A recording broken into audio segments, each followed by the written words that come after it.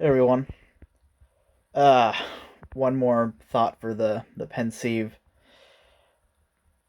I don't think Republicans realize the far-reaching effects that their voter suppression bills have.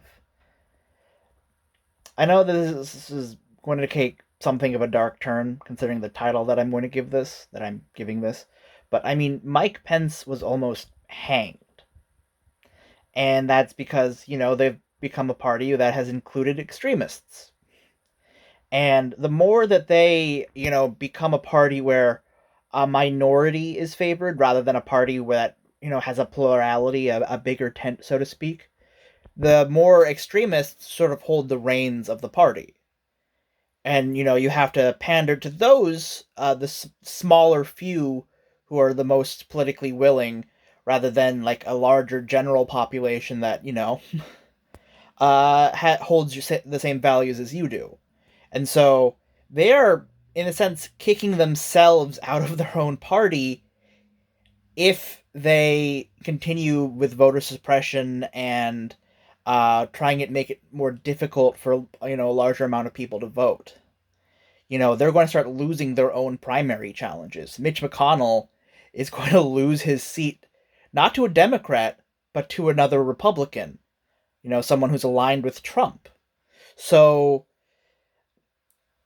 I don't think they realize that the tactics that they have been using up until this point are now going to bite them back really hard.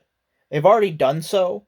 They've already, lost primary challenges and whatnot, and they've already had to like alter their policies to fit this new, change in demographics of like who it is that they are trying to please in terms of their voter base. And that's because they changed the rules about how voting works. And now that they've done that, they've changed who their voting base was, and now they're living in a reality that they don't like. They like what they privately say in with reporters and and with each other, and what they say in public is completely different. And if they want to leave this, on very unhappy circumstances, they need to start winning elections by, actually appealing to like a broader amount of Americans who believe in their values rather than a small amount of people who are fired up by like very knee jerk reactionary politics. Fear, anger. These things are ways to get people to the polls. But if that's all you're really banking on, is sort of like, clenching gut, knee jerk reaction, forcing people to the polls based on like fear and anger. Well, this is what you're going to get. And when you're trying to exclude everyone else from the polls, you're just shriveling up pretty much your political support. And sort of you're only focusing on like getting certain people into the party and only certain type of voters are voting for you. And that shrinks everything your party can and possibly stand for and be. And you will face consequences like what happened on the 6th more often than that. Like, they first are going to lose primary seats, they're going to lose power, they're going to have to either be subsumed into a Trump movement or they're going to have to split and then become a separate group. And this may happen violently because, I think that there's a difference between people who are just fascists and see all the freedoms that we have and see them not only as obstacles but as opportunities to sort of tear them down because they don't inherently believe in them, but they do feel that they are sort of opportunities to sort of destroy the institutions that uphold them because they only want those things for themselves. They don't want them for other people. Which is a difference between them and then people who actually hold conservative values and actually believe in something.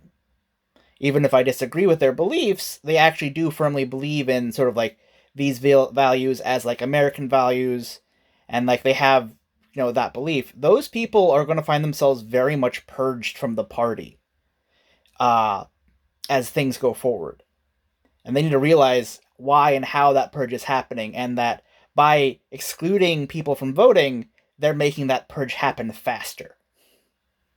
And the only way to reverse that is by having a wider base of Republicans voting.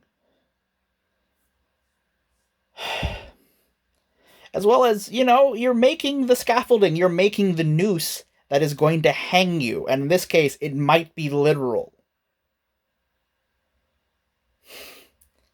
You're making the road to authoritarianism, and you're not going to survive it. These kind of coups usually end in a large amount of bloodshed, and many of the people who were on it, supporting it, don't survive.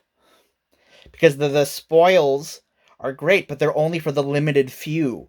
And so there's just usually a bloodbath of murder at the end for all the people who supported the movement. They don't live.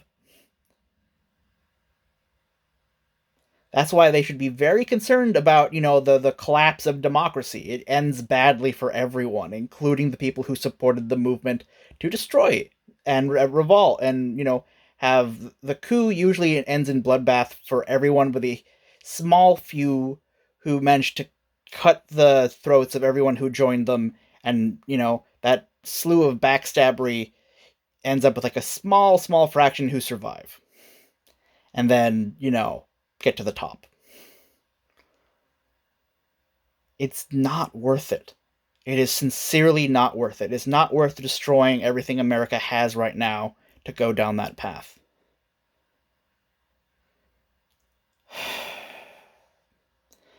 I doubt my warning is going to be heeded, but I think I'll give it nonetheless.